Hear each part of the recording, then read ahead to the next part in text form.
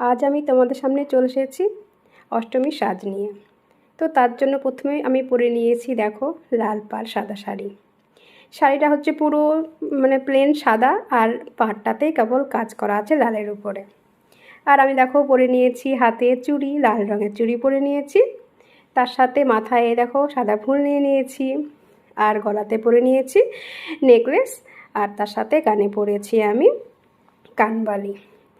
আর তাছাড়া অতটা আমি কিছুই সাজিনি। আর চুলটা দেখো, চুলটাকে আমি পুরো পলিটেন করে পিছনে একটা খোপা বেঁধে নিয়েছি, আর কোমরে বেঁধেছি আমি একটা কোমরবন্ধনী। তার সাথে নেকলেসের সাথে আমি আর একটা পরেছি সীতাহার।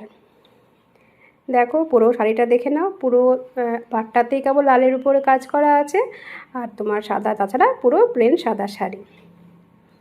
আর পরেছি আমি একটা লাল টিপ। আর এই দেখো পুরো সাজটা আমার কেমন লেগেছে তোমরা অবশ্যই কমেন্টে জানাবে। তো আমি সিম্পলের মতোই সেজেছি, আর পরেছি আমি একটু চোখে কাজল আর লিপস্টিক, তাছাড়া কোনো মেকআপ আমি করিনি। তো এটাই আমার অষ্টমীর সাজ। তো আমার অষ্টমীর সাজটা তোমাদের কেমন লেগেছে অবশ্যই কমেন্টে জানিও।